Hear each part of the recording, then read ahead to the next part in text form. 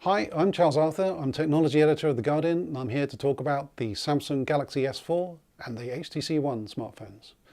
Let's start by looking at some phones that have come out in the past couple of years. There's the Google Galaxy Nexus S, Sony Xperia S, iPhone 5, the BlackBerry Z10, Nokia Lumia 920, and the HTC One, and the Samsung Galaxy S4. As you can see, the latest two are quite different from the others. They're coloured for one thing. They're silver in the case of the HTC One, white in the case of the Samsung, though you can also get it in other colours. But it's also noticeable that they're quite a bit bigger. The screen size is substantially larger, which is part of the fact that they come out of Asia, and in Asia larger screens are much more popular, and that's something which seems to be catching on more generally. So you can see it in the BlackBerry Z10, for example. The size of the screen is not quite as large, but it's comparable with the Samsung. HTC itself is coming out of Taiwan. It's a company which has been having a fair amount of trouble recently. A number of top executives have left. The company's revenues have been falling. Its profits have almost fallen to zero.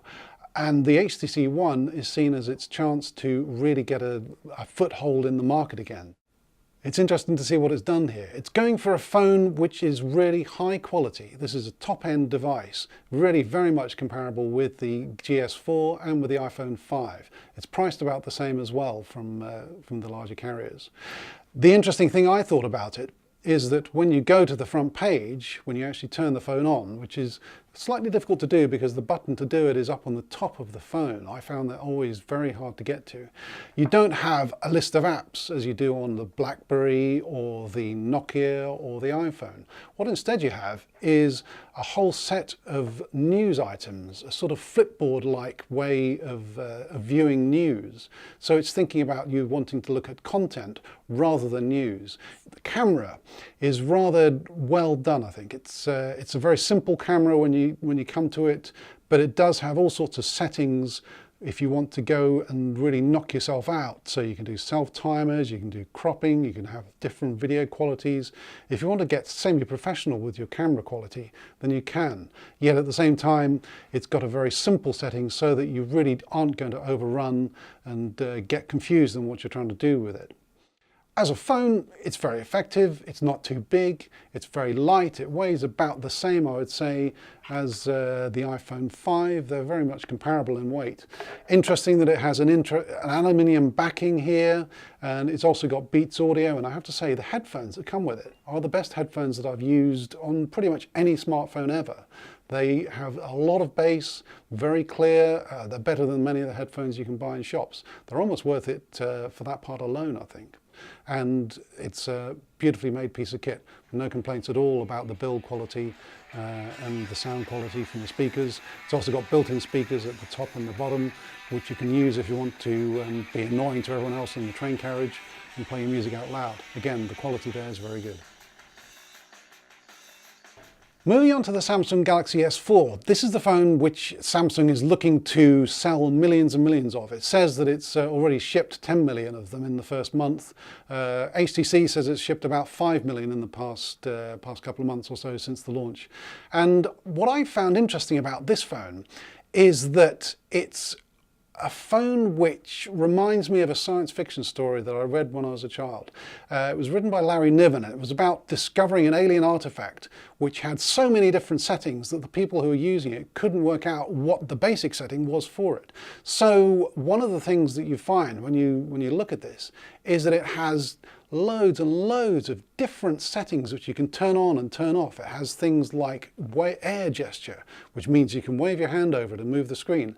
It has eye scrolling, so that if you move your eyes up and down when you're looking at it, the screen will follow you.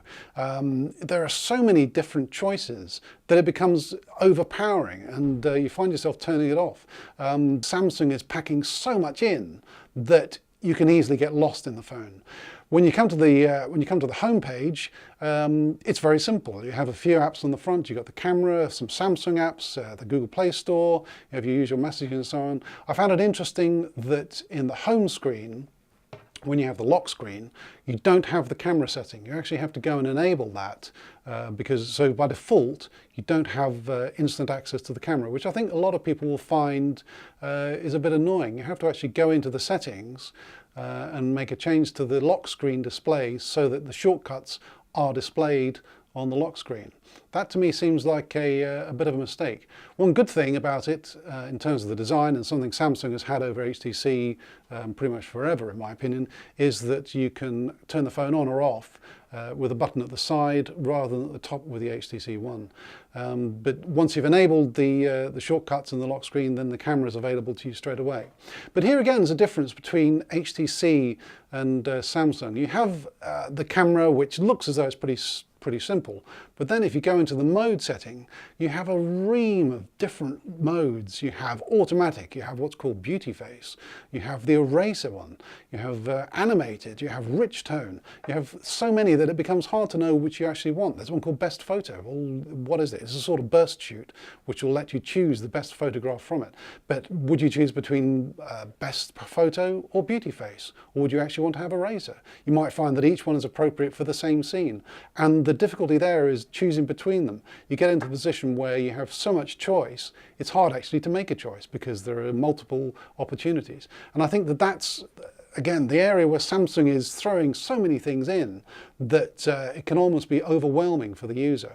As a phone, it's pretty good. It's got good battery life. Again, it's going to last you a day easily, and the call quality is good. Samsung's been making mobile phones for a very long time, so it's very good at picking up signals and so on. There are a lot of Samsung apps on this, and certainly one criticism that people have had is that when you first sign into the phone, as well as being asked for a Google account, you can also be asked to sign into a Samsung account or to create one. That, to me, is an element of a phone which is not quite thought through. It's almost as if they've rushed this to market, which isn't true. This will have been in the works for a couple of years. And yet I think we've reached the point now in the Galaxy S4 where there's so much in the phone that trying to pack any more in would be overkill. And to some extent, it's easy to get lost. Despite these criticisms, Samsung's going to sell a lot of these this year because it's a huge company. HTC has done well to get 5 million of the HTC One out there. It'll be very interesting to see whether the consumer take-up goes well. I have to say, if I was choosing one of these phones for myself, I'd be choosing the HTC One. First, because the headphones are so good. Secondly, because it's such a nice construction. If you compare the aluminium construction to the plastic of the Samsung, which in comparison doesn't feel like such a great phone in terms of quality. And thirdly, because with the HTC One, you can find your way around pretty easily. It's not too hard and you won't get lost inside the phone.